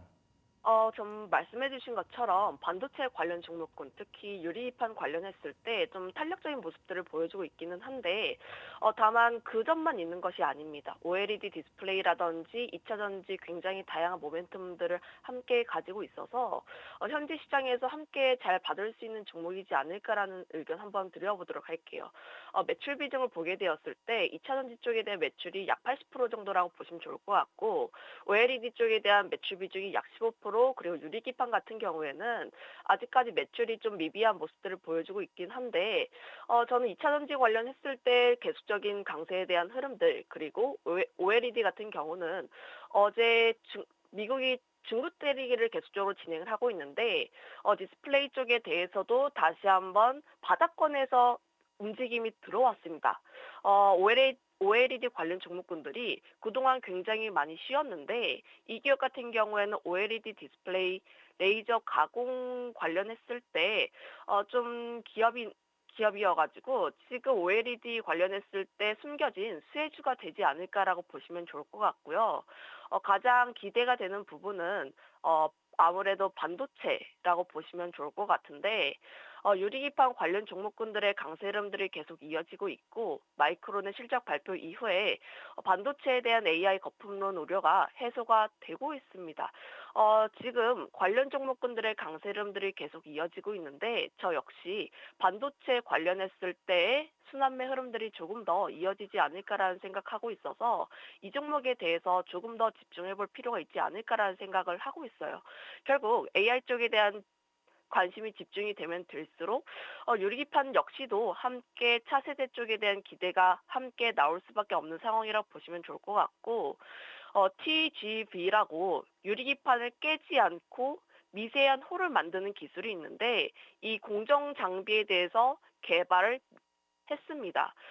지금 유리기판 관련했을 때 장비에 대한 거래처도 계속적으로 확대를 하고 있는 모습들을 보여주고 있고 실제로 원천 기술을 보유를 하고 있고 양산 장비에 대한 양산 라인에 추락까지 한 기업 같은 경우에는 이 필 옵틱스가 유일한 부분들이 있어서 지금 유리기판이라는 모멘텀 그리고 2차 전지 OLED라는 모멘텀을 감안을 했을 때 현재 세 가지 박자가 착착착착 잘 맞는 기업이라고 보시면 좋을 것 같아서 현재 자리에서 굉장히 매력적으로 보고 있는 기업 중 하나다 이렇게 보시면 좋을 것 같아요. 좋습니다. 유리기판만 있는 것이 아니군요. OLED 쪽으로 여러 가지 모멘텀이 쏠리고 있는 동시에 2차 전지까지 또 가져갈 수 있는 필옵틱스 오늘도 한번 주목해 볼 필요가 있겠습니다. 자, 가격 전략 한번 정리해 볼까요? 네, 지금 시초가에 접근을 한번 해보시면 좋을 것 같고요. 목표가 같은 경우에는 22,500원 라인대를 설정할 텐데 주봉상에서 20선 라인 부근대라고 보시면 좋을 것 같고 손절가 같은 경우에는 17,500원 라인대 그러니까 일봉상 21선 라인대 정도 한번 제시를 한번 하도록 하겠습니다. 좋습니다. 주봉상 그러니까 20주선 라인이죠. 22,500원까지 목표가 보고요. 손절가는 17,500원. 일봉상으로 이평선을 이탈할 때 그때는 또 손절이 필요할 것 같네요. 지금까지 김시현 팀장과 얘기 나눠봤습니다. 팀장님 고맙습니다. 네, 감사합니다. 네, 이어서 앵커의 픽으로 넘어가 보도록 하겠습니다. 저는 오늘 항공주 쪽에서 하나 골라봤습니다. 티웨이 항공이라는 종목으로 정해봤고요. 항공주에 뭐 갑자기 뜬금없이 왜 항공주냐 하실 수도 있겠지만 굉장히 다양한 모멘텀이 있습니다. 일단 첫 번째로는 국제 유가가 간밤에 급락세를 보였습니다. 3% 넘게 급락을 했고요.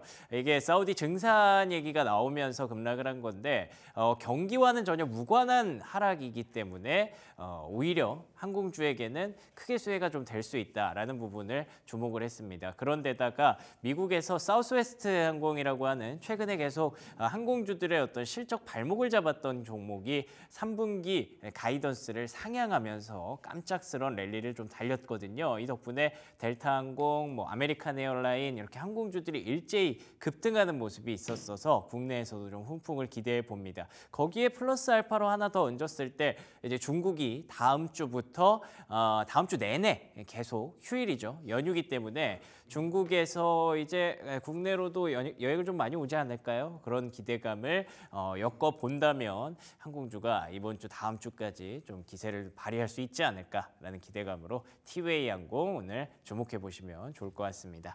자, 그러면 이어서 AI의 픽으로 질문을 이어가 볼 텐데요. 오늘은 조금 어렵게 질문을 한번 해보려고 합니다. 여러 가지 이슈들을 담아서 한번 물어볼게요. 간밤에 뉴욕 증시에서 반도체 종목들이 급등한 반면에 국제 유가는 사우디 증산 가능성에 급락했어. 그런데 또 구리 가격은 상승했고 이에 힘입어서 중국 관련 수혜주들이 급등했거든. 이럴 때 코스피에서는 어떤 종목을 매수해야 될까? 하나만 추천해 줘. 자, 과연 이렇게 복잡하게 물어봐도 알아들을 수 있는 훌륭한 AI인지 궁금하네요. 이런 상황에서는 삼성전자를 추천할게요. 반도체 종목의 급등은 삼성전자의 주가에도 긍정적인 영향을 미칠 가능성이 높습니다. 또한 국제유가 급락으로 인해 원가 부담이 줄어들어 전반적인 이익 개선도 기대할 수 있습니다.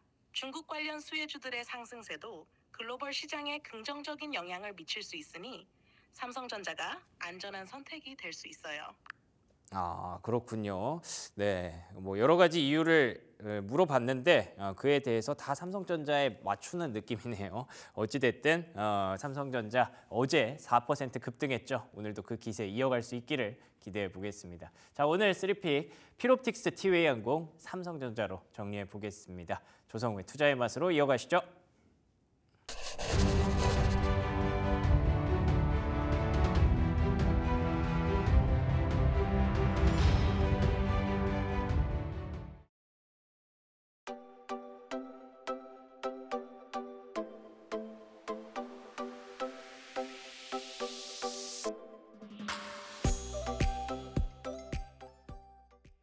네, 조성우의 투자의 맛 함께하겠습니다. SK증권 영업부 PIB센터 조성우 부장 나오셨습니다. 어서 오세요. 안녕하세요. 네, 어제 기분이 너무 좋았습니다. 네. 시장이 모처럼 정말 강하게 올라갔던 것 같아요. 네. 특히 반도체가 살아나니 지수 자체가 껑충껑충 뛰어 올라갔는데 네. 어제장 어떻게 보셨어요, 부장님? 지수가 오른 것도 물론 좋지만 네. 그러니까 좀 계산하는 게 들어맞는다는 그 짜릿함이 있어요. 그러니까 제가 여러분께 이제 투자의 맛에서 여러 가지 그 시장의 변수들을 체크해 드릴 때 결국에 뭐 환율하고 외국인 변수 이런 것도 말씀드리고 그래야 이제 또 반도체가 좀 힘을 얻을 것이고 하는 그런 부분들을 그러니까 그런 시나리오를 보면서 시장을 보면 아 이게 이렇게 맞아가는구나랐을 때 그 오는 그런 느낌이 있습니다. 물론 그러면서 이제 시장이 올랐을 때 또 거기서 얻어지는 또 과실 뭐 이것도 참 달콤하긴 합니다만 그러니까 어제 시장을 정리를 해보면 그러니까 마이크론의 실적 훈풍이 분명히 좀 반영이 크게 됐죠. 그래서 반도체가 어제 정말 일제히 급등을 하면서 지수 상승을 이제 견인했죠. 그러니까 우리 시장은 반도체가 해주지 않으면 지수는 어느 정도 제한될 수밖에 없는 모습인데 그런 모습이었고 다만 하나 걱정했던 게 뭐였냐면 반도체가 이렇게 너무 강하면 다른 쪽이 죽는 경우들이 있는데 네. 어제는 바이오 2차 전지도 물론 상승폭은 반도체에 비해서는 뭐 약해서 아쉬울 수는 있습니다만 동반해서 올라갔던 부분들 굉장히 좀 긍정적이고요. 여기에 이제 좀 반등의 가장 큰 열쇠라고 할 수 있는 외국인이 어제 드디어 귀환을 했습니다. 코스피 5천억 정도 매수했고요. 그러니까 선물도 9,500억을 곁들여 매수하니까 지수의 상승폭이 더 크게 나왔다. 네. 이렇게 볼 수 있는데 결국에 이제 외국인이 기환하면 반도체부터 살 것이다라는 그런 시나리오가 어제 맞아 들어갔고 그러면서 선순환이 이루어지는 그런 하루였는데 무엇보다 제가 반가웠던 시그널은 바로 여기 환율입니다. 환율 차트 한번 보겠습니다. 제가 우리 시장 물론 뭐 최근에 좀 뭐 이제 오후장에 시장이 급변하는 뭐 그런 모습들이 보였지만 걱정할 필요가 없는 것이 일단 우리 환율만 지켜보자라고 했는데 어제 환율이 1,330원에서 하방 경직을 보이다 아래로 쪽 빠졌네요. 그래서 어제 영내에서는 1,318원에 마감을 했고 현재 지금 역외에서 더 빠졌어요. 1,313원.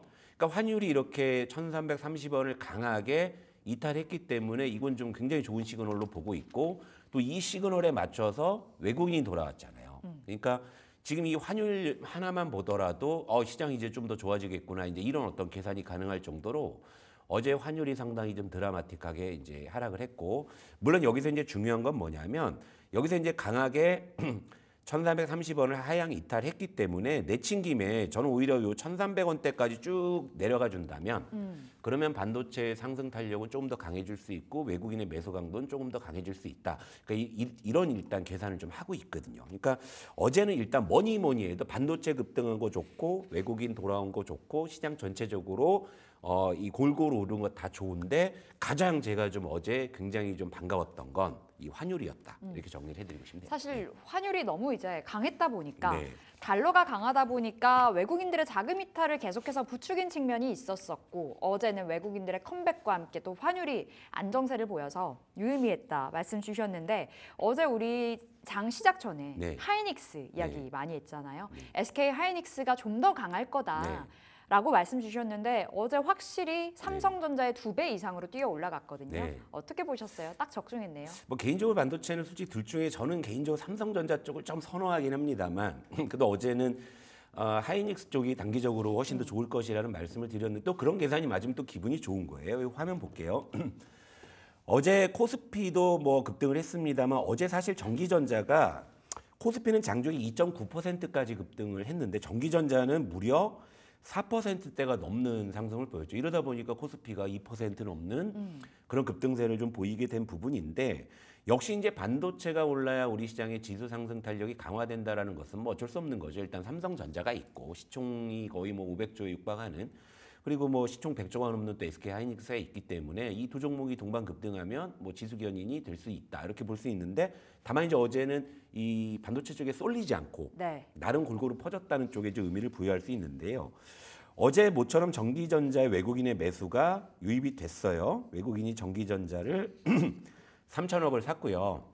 그리고 이제 기관이 5천억을 샀어요. 이러다 보니까 전기전자의 상승 탄력이 강했는데, 다만 여기서 어제 말씀드린 단기적으로는 하이닉스가 더 강할 수 있고 삼성전자는 조금 반등 강도가 아쉬울 수 있다라고 말씀드린 배경이 바로 수급이었단 말이죠. 근데 어제 그 수급 상황이 그대로 반영이 되는 거죠. 어제 삼성전자는 여전히 외국인 매도가 나왔습니다.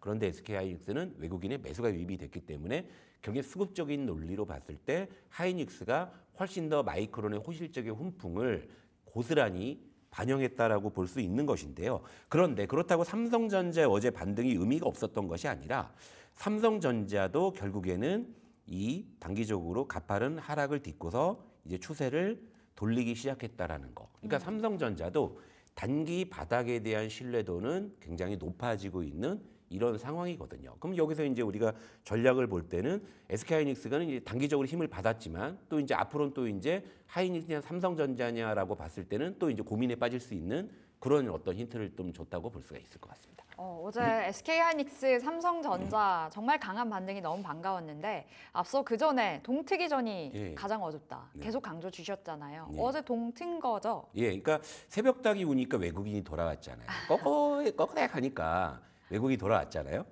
근데 이제 반도체는 어쨌건 전체적으로 이제는 정말 이제 그 새벽을 지나서 좀 동이 텄다라는 그런 어떤 신뢰를 굉장히 높여주고 있는데, 근데 문제는 뭐냐면 여기서 뭘 해야 되느냐예요.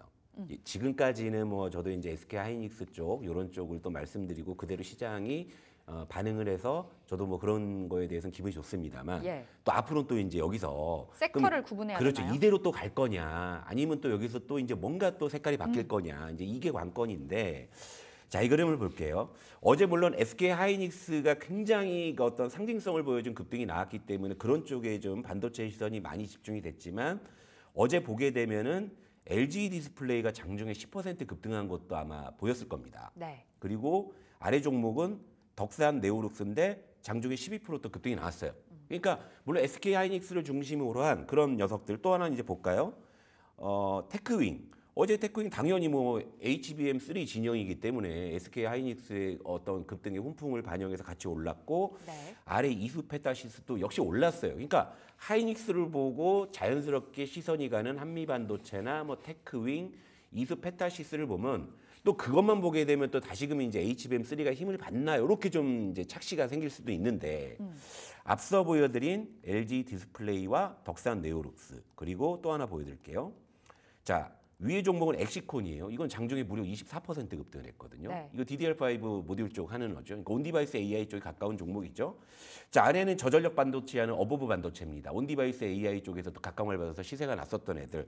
어버브 반도체도 어제 뭐 장중에 8% 상승이 나왔어요. 그러니까 하이닉스의 급등, 그리고 삼성전자가 좀 상대적으로 탄력이 약한 걸 보게 되면 현재 반도체 반등에서 무게추는 HBM3 진영으로 기운 것 같은데, 삼성전자를 제외하고 다른 쪽을 보게 되니까 온디바이스 AI 기세도 만만치가 않은 거예요. 그럼 이제 앞으로 이제 반도체는 전체적으로 바닥이라는 그런 확신은 좀 높아지고 있는데, 그 앞으로 여기서 이제 HBM3 쪽이 단계 원체 낙폭이 이제 과하다는 논리로 네. 저가 매수에 강하게 유입이 되잖아요. 그런데 온디바이스 AI 쪽은 사실 낙폭과대, 물론 낙폭과대긴 한데 낙폭과대 이전에 가격 논리가 반영될 수 있는 부분이니까. 그러니까 제가 최근에 여러분들께 강조해드리는 이등주, 중소형주, 키 맞추기 맞추기. 논리에서 이 키 맞추기 쪽을 좀 대입을 해본다고 했을 때는, 그러면 또 이제 반도체 앞으로의 그 상승에서 네. 어떤 녀석이 전면에 나설지는 저도 되게 흥미로운 거예요. 그러니까 지금은 뭐냐면 반도체도 전체적으로 지금 상황에선 바이오 2차 전지 대비해서 키 맞추기 논리가 반영될 수 있는 구간이죠. 근데 이런 상황에서 반도체는 뭘 사도 좀 지금은 단기적으로 더 올라올 것 같은데, 네. 여기서 더 먹으려면 좀 뭘 사야 되느냐. 그러니까 지금까지는 하이닉스를 샀으면 더 먹었는데, 앞으로는 그럼 하이닉스 쪽을 위시로 한 HBM3 쪽을 사면 더 먹을 수 있을까? 아니면 정말 이제 삼성전자는 뭐 당분간은 뭐 좀 주춤하지만 잠정 실적을 봐야 된다라고 하지만 그래도 그 주변 종목들은 움직인단 말이에요. 그러면 시나리오를 한번 세워볼게요. 삼성전자의 잠정 실적을 계기로 해서 삼성전자가 본격적으로 반등에 나선다면 온디바이스 AI 이쪽이 힘을 더 받을 수도 있지 않을까? 이런 시나리오 전개 가능하잖아요. 네. 그러니까 지금 여러분들 이렇게 보세요. 그러니까 단기적으로 여전히 저는 하이닉스가 조금 더 탄력을 받을 거라고 보는데 HBM3 진영의 논리는 현재로서 낙폭과된 논리로 좀 이해하시면 될 것 같고 예. 그리고 삼성전자 플러스 다른 어떤 온디바이스 AI 진영의 논리는 가격 논리로 갈 수 있다. 이런 쪽으로 좀 반도체 쪽에 포커스를 잡으시면 좋을 것 같습니다. 지금 이제 앞으로 어떤 섹터에 주목을 해야 되는가 네. 그 흐름을 보면서 또 체크할 필요가 있겠고 중소형주, 네. 이등주, 키맞추기. 키맞추기 논리에 의해서 반도체주 좀 바라볼 필요가 있겠습니다. 계속해서 우리 반도체 이야기 드려보도록 하겠고요. 자, 오늘은 엔터주 오랜만에 이야기 나눠보겠습니다. 드디어 엔터도 그럼 지금까지의 흐름은 동트기 전이었을까요? 어떻게 보세요? 엔터주가 사실은 뭐 얼마 전만 해도 이제 하이브를 위시로 해서 뭐 뉴진스 이슈가 계속 있어서 사실 좀 시끄럽잖아요. 시끄러워갖고 저도 단기적으로는 그렇게 관심 있게 좀 보지는 않았어요. 트래킹을 잘 안 했는데 어제 시장을 좀 체크하는데 유독 좀 강한 모습이 좀 보였습니다. 그래서 어제 한번 추적을 해봤어요. 일단 화면을 보시겠습니다. 자, 맨 위의 종목은 뭐 대장주인 하이브이기 때문에 어제 장중에 이제 7% 이제 상승이 나왔고 중간은 SM 역시 장중에 7% 상승이 나왔고요. 맨 아래는 JYP 엔터 장중에 5% 상승이 나왔는데 근데 딱히 지금 엔터주가 물론 시장 분위기가 좋아져서 가격 메리트라고 봤을 때는 저가 매수세가 충분히 유입이 될 만하다라고 생각할 수는 있는데 그럼에도 불구하고 상당히 강했단 말이에요. 근데 그 배경을 보게 되니까 밸류업 지수에 그 JYP 엔터하고 SM이 포함이 됐습니다. 네. 근데 사실 어제도 제가 NC소프트 말씀드릴 때 시청자분 한 분이 왜 그 NC소프트를 영리하시는 지적이 있었는데 제가 엮은 게 아니잖아요. 거래소에서 밸류업 지수를 발표한 거고 시장에서 그걸 엮는 거고 저는 거기서 그래서 이 NC소프트라는 녀석의 숟가락을 들지 말지에 대한 의견을 드리는 그러니까 이런 논리인 거죠. 뭐 제가 JYP 엔터나 SM을 밸류업 지수에 제가 넣은 건 아니잖아요. 그런데 포함이 되다 보니까 수급이 반응을 하고 있다라는 거죠. 그러니까 지금 시장의 논리. 그러니까 물론 왜 얘가 포함이 됐는지에 대해서는 그때 설왕설래가 있었기 때문에 이틀 동안 시장이 오후장에 급변하는 일이 있었지만 어쨌건 지수에 포함이 됐기 때문에 이 지수를 추종하는 인덱스 수급들은 분명히 거기에 반응할 수밖에 없는 상황이 된 거잖아요. 네. 그러다 보니까 이제 밸류업을 추종하는 쪽에서는 어떤 이제 종목들을 이제 좀 리밸런싱을 하는 과정인데 아무래도 NC소프트 같은 경우 어제 NC소프트가 또 추가 상승이 나왔잖아요. 그리고 SM이나 JYP 엔터가 어제 강한 모습을 보였던 것도 그 가격적인 메리트가 있는 상황에서 밸류업 지수에 이제 포함이 됐기 때문에 인덱스 수급이 유입이 되는 효과라는 거죠. 그러니까 지금 상황에서는 가격과 수급만 가지고도 이제 올라갈 수 있는 그런 환경이 일단은 좀 만들어졌다. 이렇게 좀 해석하면 좋을 것 같습니다. 네. 엔터 그러면 이제 곧 실적 시즌이잖아요, 네. 부장님. 네. 실적주의 면모를 뽐낼 수 있을까에 대해서는 사실상 물음표인 것 같은데 네. 그럼 10월의 대응은 어떻게 해야 될까요? 그러니까 제가 아까 말씀드렸다시피 시장이 엮었다는 얘기예요. 그러면 시장이 이거를 어떻게 엮을지 아전 인수를 할지 이런 부분들을 봐야 되는데 자, 3분기 실적 주요 종목 세 종목의 3분기 좀 이익 전망치를 한번 표로 보여드릴게요. 그러면 여기서 이제 좀 뭔가 힌트가 숨어 있어요. 자, 하이브, SM, JYP 엔터. 자, 3분기 이익 전망을 보니까 전년 대비해서는 감익이에요. 그런데 전분기 대비해서는 개선이 됩니다. 네. 그러면 시장이 전년 대비로 엮어서 일부러 좀 약간 까내릴지 아니면 전분기 대비해서 좋아지는 쪽으로 약간 아전 인수를 할지 사실 이거는 시장이 어느 쪽에 손을 들어주느냐의 문제일 수 있잖아요.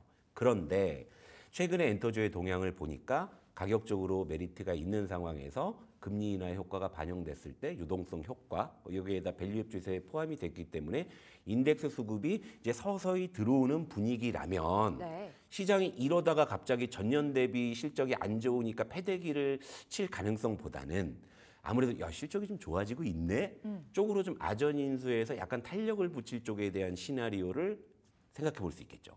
그러니까 지금은 사실 엔터주가 제가 볼 때는 좀 뭔가 물이 들어오는 타이밍이 아닌가 좀 이렇게 볼 수 있는 거죠. 결국에 이제 밸류업 지수에 이제 포함이 됐다는 부분들 플러스 또 제가 이제 요즘에 여러분들께 공식으로 제시해 드리는 키 맞추기에 대한 논리 이런 부분들을 반영을 한다고 하면 단기적으로는 좀 추가적인 상승은 가능하다 이렇게 좀 판단을 하는데요. 다만 엔터주는 늘 조심스러운 게 그 특유의 그 돌발 변수가 있어요. 뭐 이야기가 하나 나왔다 하면 그렇죠. 급락하죠. 뭐 뉴진스를 위시로 한 어떤 하이브 논란 그게 사실 주가에도 반영이 됐었고 그리고 이제 뭐 어떤 아이돌의 뭐 또 뭐 어떤 음주 이런 걸로 해가지고 그런 걸로 이제 출렁이는 경우들이 있긴 하잖아요. 그래서 그런 어떤 개별 변수가 있음에도 불구하고 시장의 전체적인 수급이 지금 엔터주 쪽에 좀 우호적이라는 측면을 네. 본다고 하면 엔터주는 지금 괜찮아 보이는데 이 중에서 그래도 수급이나 여러 가지를 종합을 해보니까 현재로서는 좀 SM이 가장 좀 좋아 보이는데 일단 화면 한번 보실게요. SM도 지금 뭐 이전 저점 수준까지 지금 하락해 있는 상황에서 최근에 좀 추세를 올려주고 있는데 자 아까 보시게 되면 다른 엔터주보다는 지금 추세가 훨씬 더 좋은 상황이다. 네. 왜냐하면 지금 6일 연속으로 기관들이 사고 있는 부분이거든요.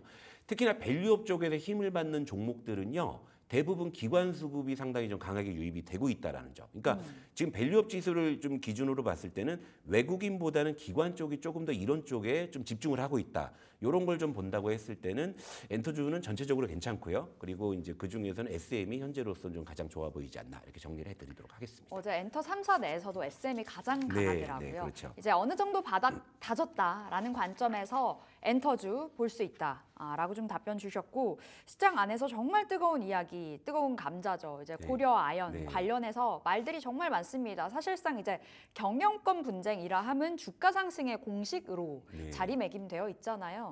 최근에 급등락 이거 어떻게 바라봐야 될까요? 그러니까 저도 사실 이게 특정 그 몇 개 종목에 대한 이슈이기 때문에 뭐 굳이 뭐 좀 보면서도 뭐 이걸 제가 투자의 맛에서 뭐 할 이유가 있을까 싶었는데 네. 또 다시 이제 불이 지펴지고 또 어제도 이제 여러 이제 방송에서 이제 이 종목들에 대한 이제 언급이 좀 늘어나게 되니까 네. 아마 이제 또 이제 많은 시청자분들이 또 들여다보게 되실 거고 해서 제가 이제 요걸 좀 현황을 좀 이제 점검을 해드리는 차원에서 말씀을 드릴 건데요. 자 화면을 보실게요.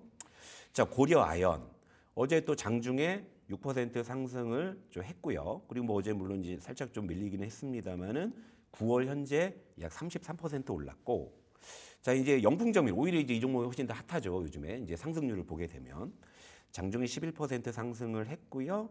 9월 현재 무려 171% 상승을 했죠. 이건 뭐 점점점 3연상 점상 이러니까 근데 이게 어제 이제 이슈가 됐던 게 뭐냐면 지금 이제 영풍 진영하고 이제 최연범 회장 진영 쪽에 이제 경영권 분쟁이잖아요. 그런데 어제 영풍하고 MBK에서 이제 공개 매수가를 다시 올린 거죠. 이제 고려아연은 75만 원으로 그리고 영풍정밀은 2만 5천 원 이제 상향을 하니까 또 시장에서 그 공개 매수가까지도 이제 근접하는 네. 그런 주가의 흐름들이 이제 전개가 된 것이거든요.